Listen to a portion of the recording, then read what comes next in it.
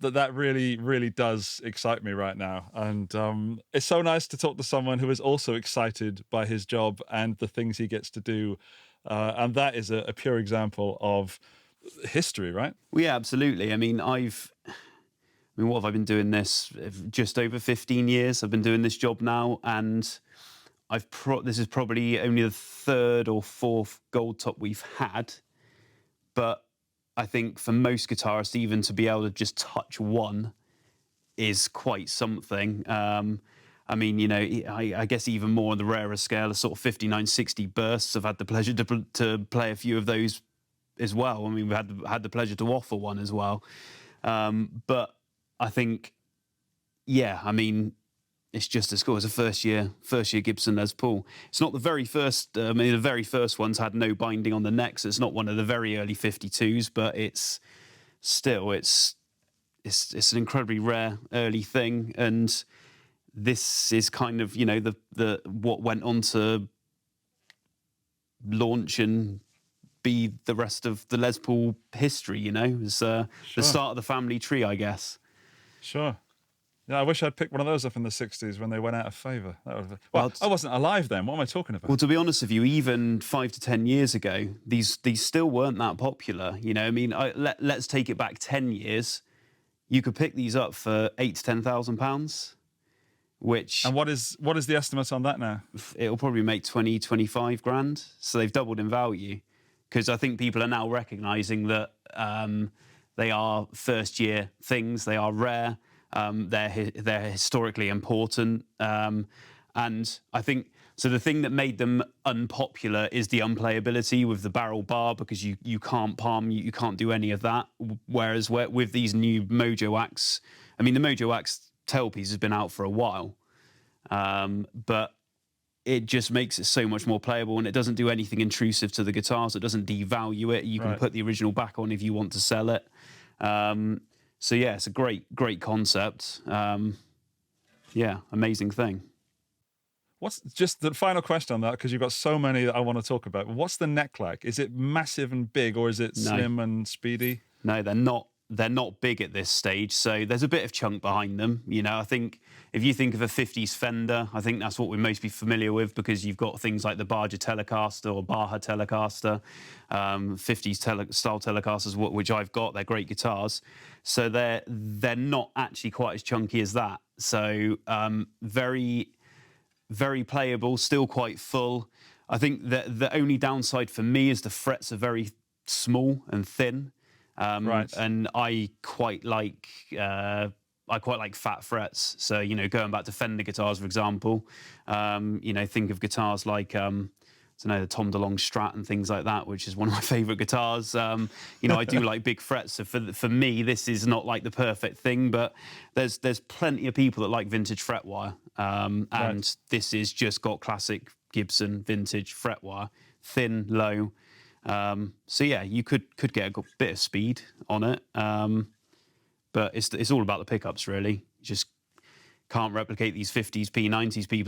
People have tried, but they, I mean, if on our YouTube channel, if you go and have a look at the demo of Jack playing this, it sounds phenomenal.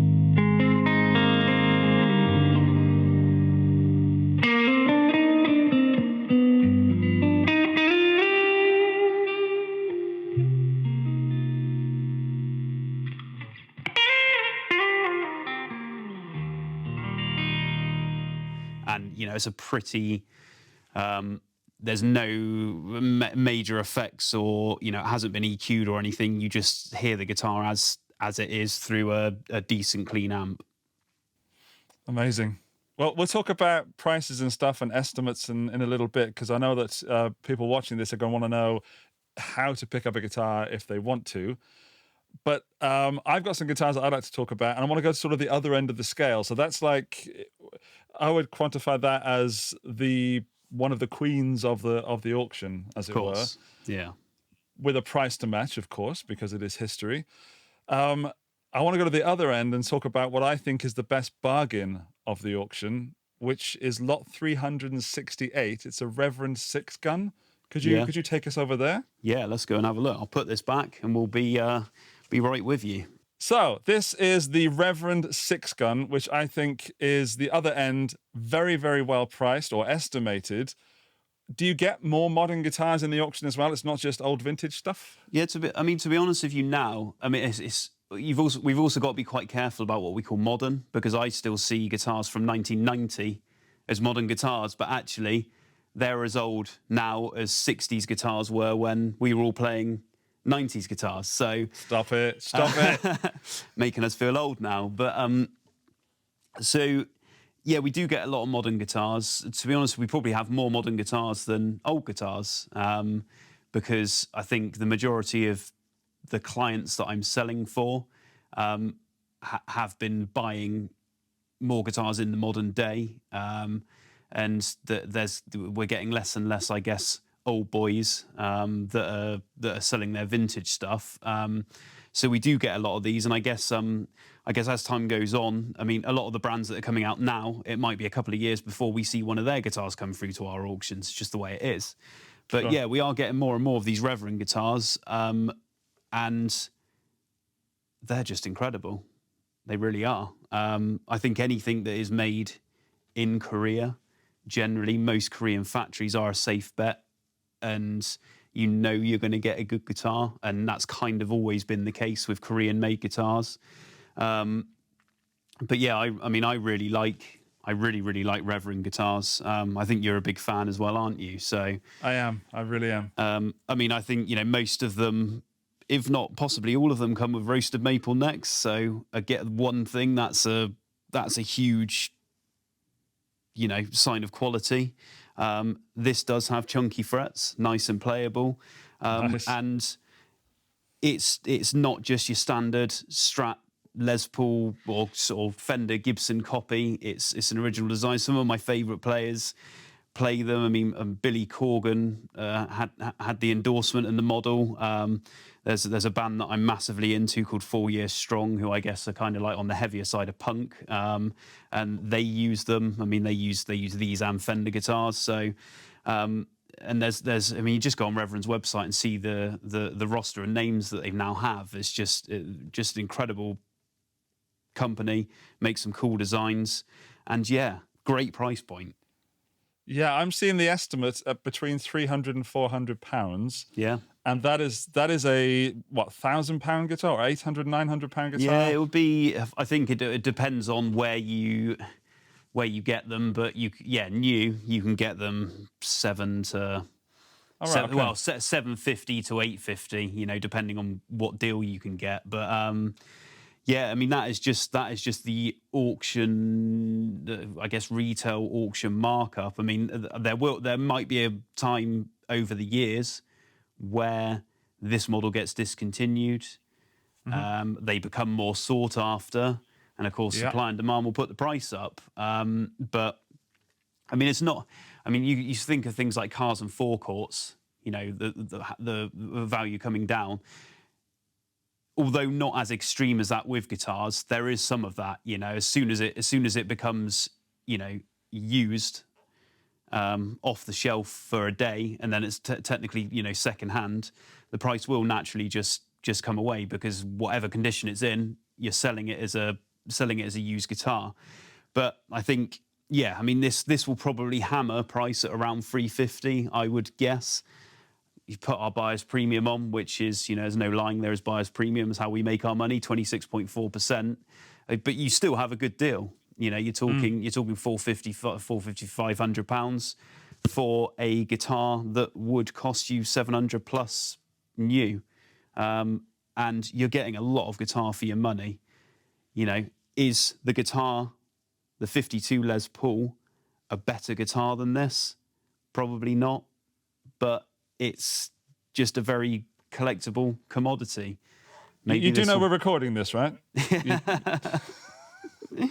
But no, you know, it's common knowledge. It's out there. You know, I mean, I can't sit here and lie and say some of the rare vintage examples are going to be the best guitars ever. I mean, there's always been this argument of, you know, it's always got to be a 60s Fender. Well, actually, I've played more good 70s Fenders than I have 60s Fenders.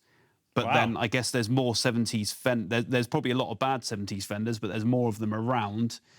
And I've played more of them to be able to make that comment. But yeah, not every 60s guitar is going to be good. And that goes down to, I guess, quality control as well.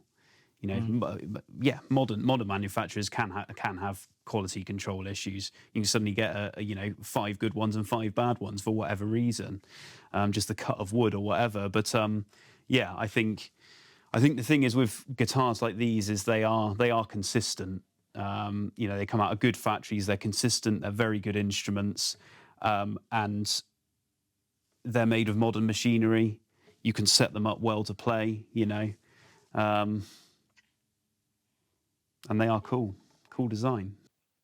Thanks, mate. Now, do you want to go next to something from your list or something more from my list? Is there anything? What's burning? We've shown your 52 Les Paul. What's burning in your mind that you have to show people watching this video? I mean, I think there's one guitar that was not necessarily on both of our lists. That it just keeps looking at me, and I'm gonna let's just go and get it. So yeah, please. I think we were both having a chat earlier, and we kind of saw it, and it's this 𝗏𝗏𝗏𝗏 guitar, which is just out of this world. That is. Oh, very nice. I like it very much. It's just an incredible thing. I mean, 𝗏𝗏𝗏𝗏 guitars are great anyway. You know. I get what was he, the foreman of PRS guitar, factory foreman of PRS guitars before setting up on his own. So a great reputation as a maker, and went on and, you know, made his own designs. This is the SS T2, so it's basically the Steve Stevens signature, or that's certainly the design. But it's got this special, what is called Galaxy finish for obvious reasons, and I think it's one of those crossovers where it's guitar and art combined. And I think there are actually a lot of collectors, rightly or wrongly, they will buy guitars, and they're not necessarily being guitar players, and they'll buy guitars because they just look cool. They're a cool design, good wall hangers, and this is a perfect one. But it's a phenomenal guitar in its own right. You know, it's a really, really good guitar. But if I had to buy a guitar to put on my wall, it'll probably be something like this, just because I'm massively into the whole space thing anyway. Maybe I'm a bit like Brian May, you know, guitarist and space enthusiast. And but yeah, I mean, it was something that wasn't necessarily on my list, probably wasn't necessarily on your list initially, although thinking about it. But yeah, amazing looking and playing guitar. It wasn't on my list, but I'm on the website constantly, by the way, during this chat, and the guitar-auctions.co.uk website, I should say. Yes. And I'm looking at the photo on there. Not only could this guitar look very tacky if that finish was done badly, your estimate to that is £2,500 to £3,500. Yeah. I think that alone for a non-Galaxy finish Negs is a great price. Yeah. So I might take it back that Reverend is the best, deal of the lots, because that Negs looks amazing. Yeah, and especially when you look at the prices of boutique guitars these days, you know, you're looking at, I mean, most boutique makers are now asking $3,500 to $5,000 for their guitars, depending on what they are. And actually, how much would you pay, or how much do a lot of art collectors, for example, pay for a piece of art? And this is both combined. And there's not many. I quite honestly don't know how many were done in this finish. Whether this is the only one, I doubt it is the only one, but perhaps it is. But even so, it's a very limited thing. I keep saying the word thing, say it on my YouTube channel quite a lot, and it's a guitar, but yeah, you'll have to bear with me on that. But yeah, I mean, just look at it, stunning. It is stunning, and I don't know if I could play it on stage, but it's certainly one that I would sit at home and play alone and really have a good time. Yeah, I can 100% say now for certain I would never play this on stage. Never ever. But yeah, I'm in the same camp as you, definitely. Yeah. Let's talk about the estimates for a moment, because there are prices that you've put on the website. How do you get to these estimates? Is it just drawn from thin air, or is it from previous experience? Or yeah, so I mean, a lot of it's experience. I mean, I've sort of mentioned earlier. I mean, I've been within the company for 17 years. I've been an auctioneer for 13 or 14 years, but the guitar thing was sort of started 15 years ago. So, you know, I've got 15 years behind me where, you know, you just see so many guitars. I mean, this sale alone has 600 or 700 guitars in. We're doing that quarterly. So, you know, let's say we can sell between 2,500 to 3,000 guitars a year. And so it just comes with experience. I mean, there's a lot of, there really is a lot of fluctuations in the market that you do have to, you know, negotiate around. And especially ever since COVID, you know, things have just skyrocketed. And you've got to be quite careful not to get stuck in your ways of estimates and adjust for the times. But yeah, I mean, you take it from experience, your sell results, your previous sell results. Of course, you've got other marketplaces that you can assess. Like, I mean, I don't really like to rely too much on places like Reverb.com, because a dealer can quite frankly just pick a figure out of thin air. And in some ways, Reverb.com is just, it's a bit of thorn in our side when valuing things. Someone will say, oh, I've got this, how much is it worth? You tell them, and they're like, oh, but there's one on Reverb.com for double the price. You're thinking, well, yeah, because there's a reason for that. You know, it's dealer pricing. But it at least gives you it can give you an indication of where things can be on the market. And I think if you see a listing on Reverb.com and you know it's a dealer, then you can make some kind of calculation of how much it's going to make on the open market.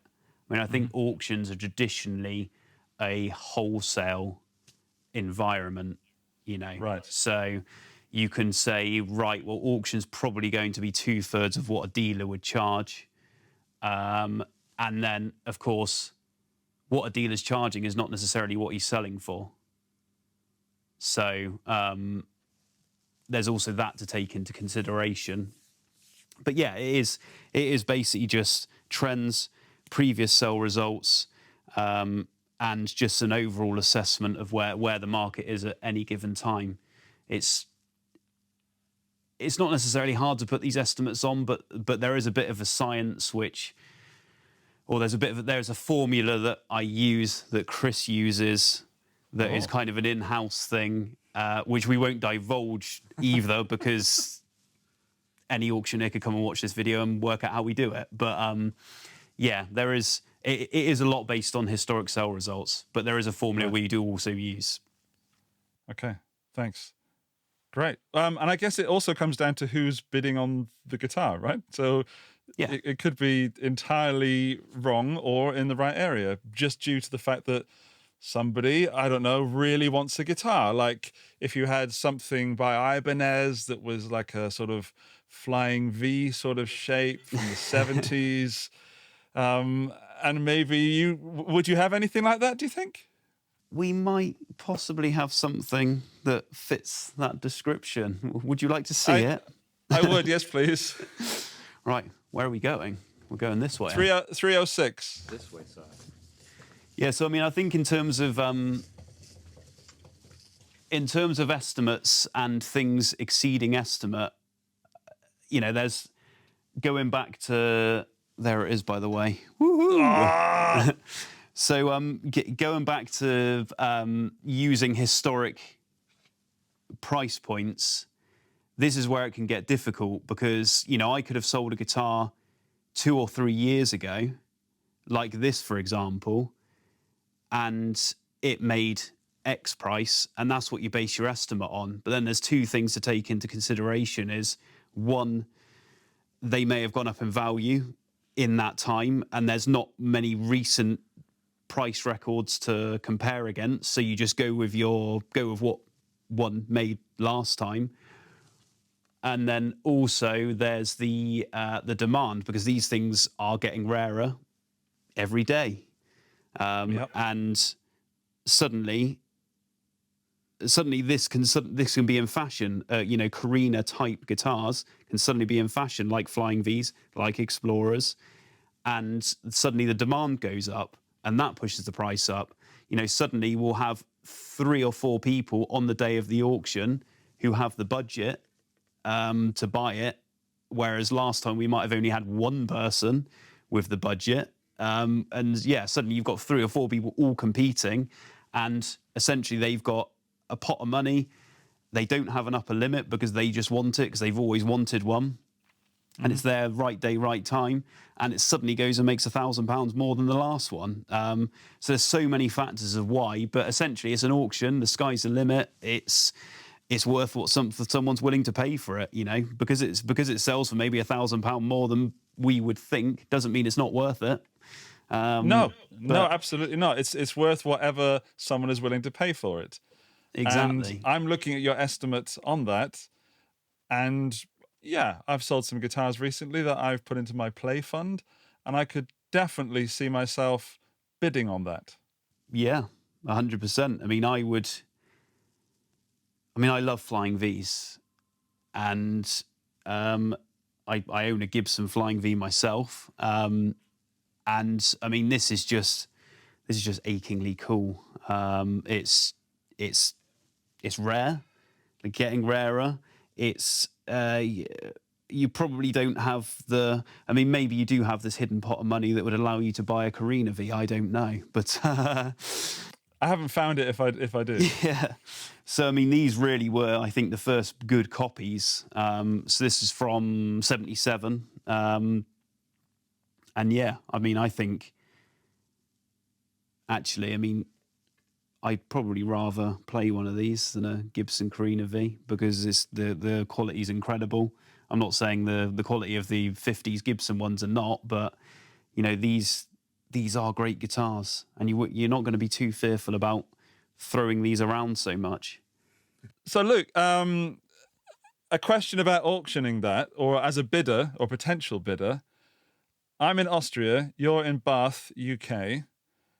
I can't make it to Bath. How do I bid on that? How does it all work? Sorry, mate, you don't. That's it. Game over. No, so no, we're fully international. So obviously you've had a look at our website. You're an interested bidder. We market ourselves globally. So for those of you who are selling, especially in the UK, we are a global recognised platform for selling guitars. So you're in Austria. You've seen this guitar. You register an account with us, which I'm sure you've already done. So you go to... Oh, yeah. Yeah. So we've got two websites. We've got guitar-auctions.co.uk or guitarauctions.com. You can go there, and we use that as a preview page. Now, when the full catalogue is uploaded, things kind of transition, and that guitar website feeds into our main website, which is Gardiner-Houlgate.co.uk.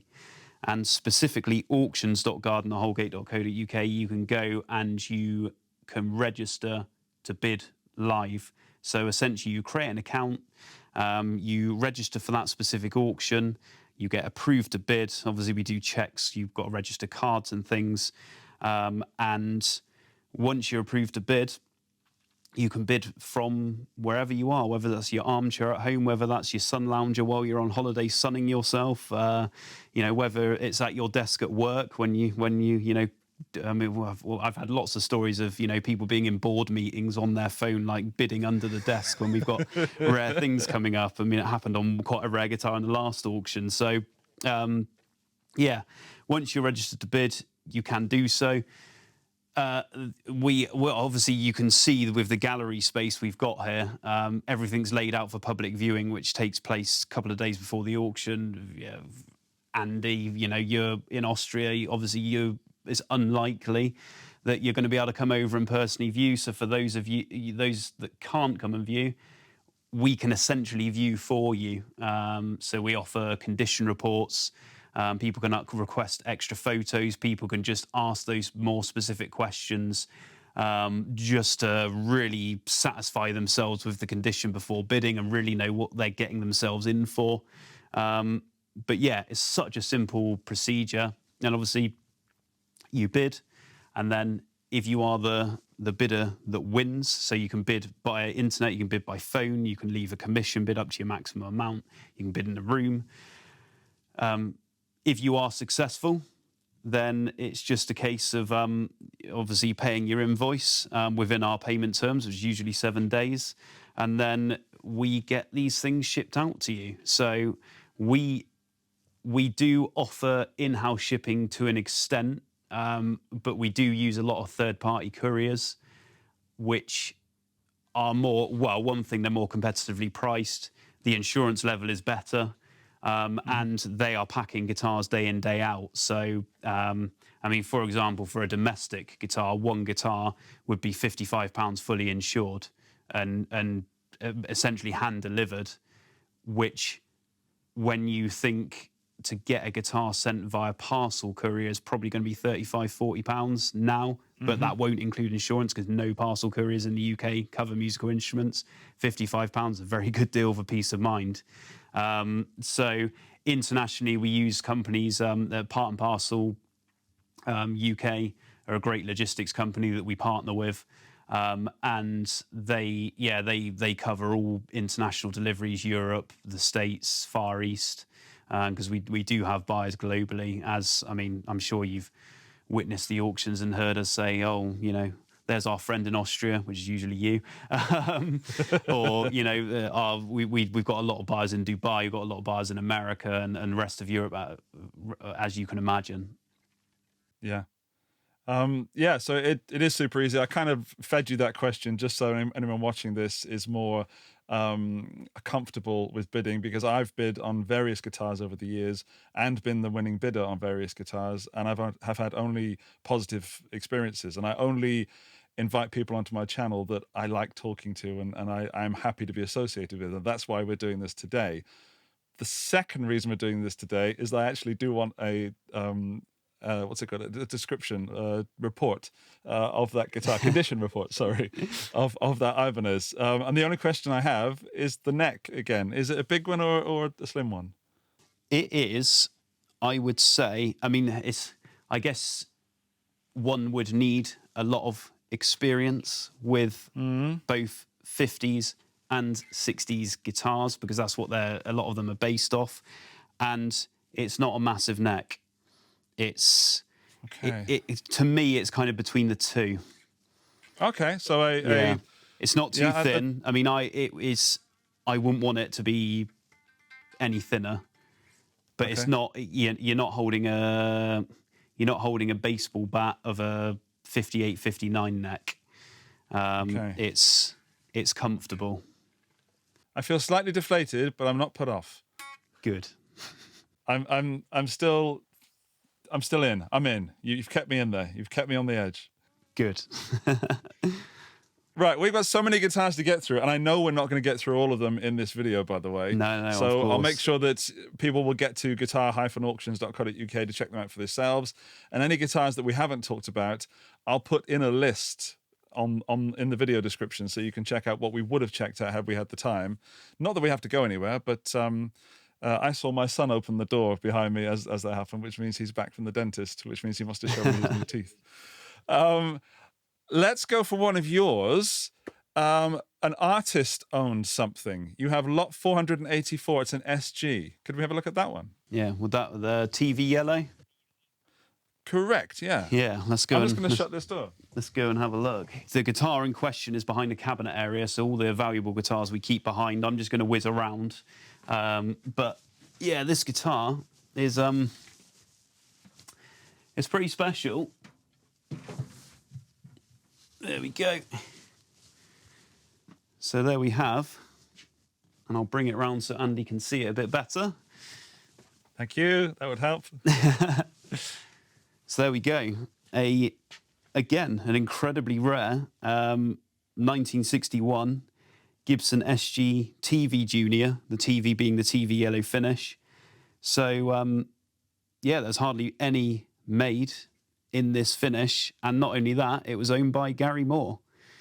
So, for me, there's a lot of things going for this guitar. Firstly, it's an SG, and I think the SG model is my favourite model of guitar. This is why we're friends. So, yeah, it's an SG. It's a single pickup guitar, which, again, is a preference for me because I can't stand playing around with tone controls. I mean, there is a tone control, but I can't stand... I'm very much a plug-and-play person, so a single pickup guitar is perfect for me. It's a P90, so even better. You've got pretty much everything you want, from sort of really smooth, clean to tones of a lot of bite, and then you really can drive them as well. And then obviously being artist-owned by arguably one of the greatest guitarists, certainly rock guitarists. You know, there's a lot of guitar heroes I have. I mean, you think of people like Brian May is probably one of my favourite guitarists, but, you know, Hendrix and people like that. But I think in terms of rock and heavy rock, and then crossing over to blues as well, you know, Gary Moore is the best, or, you know, one of the best. But, you know, also it's an incredibly rare colour, so a lot of these guitars you'd expect to see in a cherry finish, but this in the TV yellow is just stunning. And it's got all the right amount of wear, it's got the right amount of mojo. And yeah, it's got great provenance as well. So 100% was Gary Moore's, and a joy to have in the cell. It's a beautiful looking guitar with a great history. And the estimated price is £20,000 to £30,000. Yeah. And I think for any collector, any Gary Moore fan that happens to have the budget for that is going to be very happy. Even for me, that's more of a art piece than the Galaxy we were talking about, because it's so basic, so simple, so classic rock and roll. That really excites me. Yeah, absolutely. And I mean, looking at values, where you mentioned the estimate there, I mean, these guitars are worth 15k in their own right now because they are so rare. I mean, they really, really did hardly any in this finish. And yeah, so the Gary Moore connection, you know, only putting 5k on top, it's still a lot of money to people. You know, I'm not going to, I do still find it quite difficult to ban these prices around when I know a lot of viewers, a lot of auction goers, you know, a lot of viewers on our channel and probably on your channel just don't have the budget. And, you know, it sometimes feels a bit wrong to be talking about, I guess, floating these figures around just willy-nilly, really. It's a bit sick, really. But, yeah, it's just for the right collector with you know, that wants to indulge themselves, it's the perfect thing almost. I would argue that if you have 15k to spend on something like that, you probably have 20, 30, you know, it is crazy numbers, but everything's relative.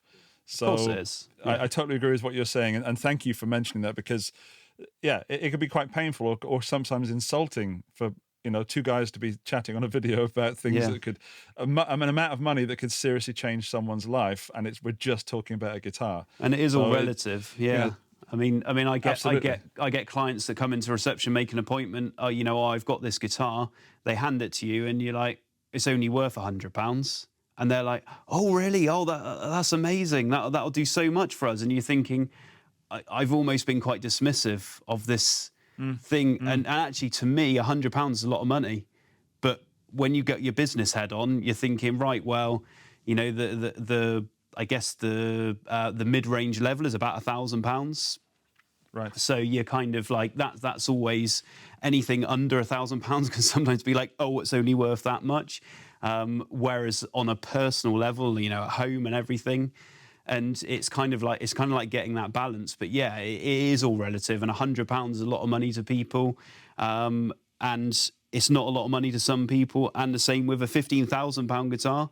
That's a lot of money to some people, but then there's a lot of people where £15,000 isn't a lot of money. You know, £15,000 to them, maybe £100 to me. You know, so it's yeah, it is all relative, and you do have to be careful and sort of know your audience, really. Absolutely, yeah.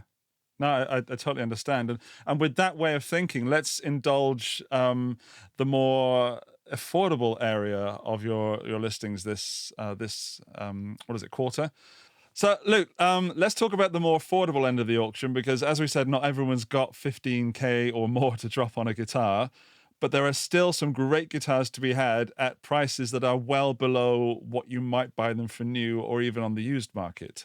What is that you've got there? Yeah, so this is a standard series Mexican Fender Strat. So this is from around 2000.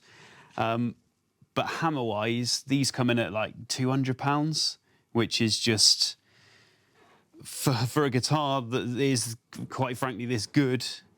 It's a lot of guitar for the money, you know. I mean, yeah, you're going to have, with some of the lower value guitars that have been thrown around quite a lot, you are going to have some issues with them, like backplates missing and scratches and dings. But actually, it's an instrument. So as long as it does what the instrument should do, why does it matter? There's some people that really do want their guitars in fantastic condition. And yeah, there will be some within this range that are. So, I mean, we have 2 days of guitars. We have things that are, on the first day, we have most things that are £200 and above, and then we have an affordable day where the things that are estimated at under £100. This is actually on the first day because we anticipate this making 200 plus. But then on the affordable day, we have things like you know, jet guitars, incredible guitars for the money. And we've got a lot of brand new B stock guitars from an old a distribution clearance. And there's also within that distribution clearance, there's some, you know, Mexican Fenders there. There's some very good Squier guitars, and you can get a lot of guitar for under £200. And there's sort of a lot. There's a lot of things we got coming up in that range. You know, a lot of the other Squiers that you can look at. But yeah, I mean, you got things like this Mexican Fender, and then just behind me, you know, you can look at guitars by Fret King. So Trev Wilkinson, who I think most guitarists will have heard of Trev Wilkinson and the hardware he develops. But yeah, Fret King was kind of his brand. And this is a Jerry Donahue model. So yeah, 250 to 350 for a lot of guitar. And a lot of the high-end boutique makers, they use Wilkinson hardware now. So you've got all of his standard hardware on technically an inexpensive guitar. So all the hardware's the same as these great guitars. They're just made in, they're factory made in areas of the world where it's cheaper to manufacture. And yeah, maybe the woods are of lesser quality, but they're still incredible guitars, really. And then I guess looking at slightly older things, there's brands like Aria. So this will be from around 1980. Yes, this is from 1981. And you got these Cardinal series guitars. I mean, these are picking up value quite a bit now.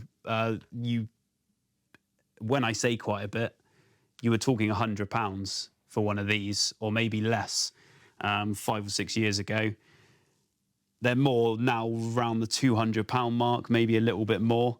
But what you get is just incredible. I mean, a lot of them have these 𝗬𝗪𝗪𝗪 pickups, 70s 𝗬𝗪𝗪𝗪 pickups in as stock. Coil switching, good quality Senash bodies, a bit like the Ibanez guitars that you're into. Sure. Very good quality Senash, and you pay a premium for ash-bodied fenders. And I mean, it's technically it's Senash, so it's not exactly the same thing, but it's still a good quality bit of wood. Set neck design, decent hardware, and I mean, yeah, it's a bit dinged about, but actually, that for £200, that's a lot of guitar. That's a good gigging workhorse guitar for £200 is nothing.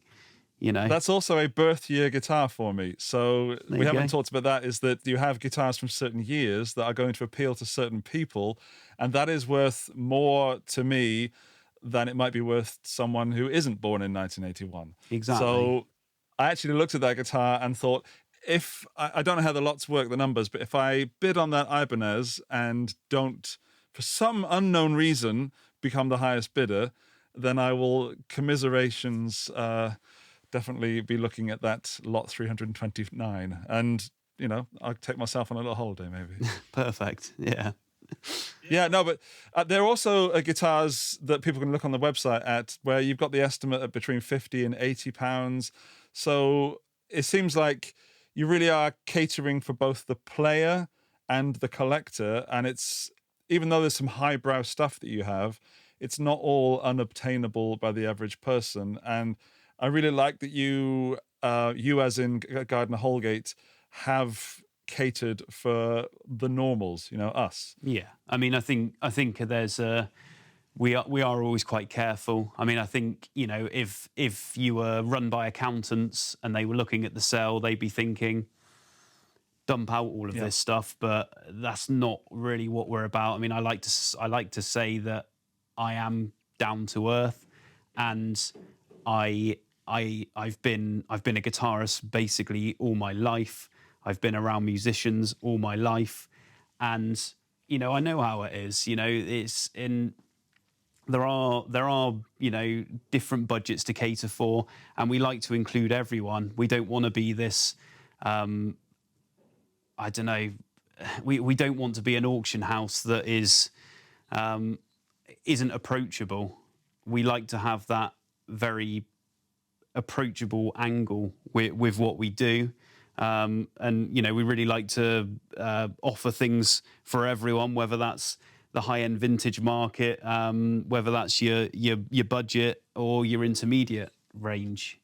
So we've covered everything from a first-year Les Paul to some stuff that you can pick up very, very affordably. Is it just guitars you do, or are there other things that you offer at guitarauctions.co.uk? Yeah, so we basically cater for the entire guitar market. So that can be amps, pedals, spares. There's obviously artist guitars. We saw the Gary Moore guitar. That feeds into memorabilia. We sell audio and studio equipment. So for those of you who are into your home studio things, we sell synths and other 80s gadgets. So there really is something for everyone. And I mean, we're having a look at some of the amps now. So we sell a lot of collectible vintage amps. You sort of see a Fender Bassman there and some modern amps like the Tone Master we got here. We've got some old Marshalls as well. I mean, each auction, to be honest, we can have. I mean, I think this auction we got about 200 lots of amps and amp-related gear. Guitar pedal wise, we've usually got between 200 and 300 lots of pedals. So I think there is a collector's market for pedals. Pedals can be a lot of fun and very affordable. And I guess a lot of our buyers they look at the guitar pedal side as potentially a consolation prize when they haven't won the guitar they've won, like an Ibanez Rocket Roll Flying V. There is that. So yeah, there is, and then of course the spares as well. There's a market for people that build project guitars. So we sell job lots of spare tuners, things like that, and then we sell sort of vintage collectible spares like Bigsby's and all sorts. So I mean, I think if you look through the catalogue, there's just under 1,500 lots, and there really is something for everyone. And I think I think probably everyone that is into guitar and probably has interest in this video will look through the catalogue and think, oh, one of those, or oh God, that would be great to have that. And I would challenge someone to look through the catalogue and get through the entire list and there not be something that they would quite like or want to bid on. Let's do that, Luke. Let's ask anyone watching this video to leave a comment, honestly, if they didn't find something after looking through the catalogue. I like that challenge. So you've split these auctions into various days. When does it all kick off? So the auction starts on Tuesday, so 10 a.m. on Tuesday, the 3rd of September. Brilliant. Well, I'm going to be there virtually. And just remind us how, if I wanted to bid or someone watching this wants to bid, how do they do that? Head over to, the choice is yours, guitarauctions.com or guitar-auctions.co.uk. That will feed you through to our main website, Gardiner-Houlgate.co.uk, where you can go to the live bidding section on the website. You can register an account there, get approved to bid, and then obviously you can bid live online on the day of the auction. For those of you who want to come down to the auction itself, you can just come down to the sale room, you can register to bid here, get your paddle and view what we've got and bid away.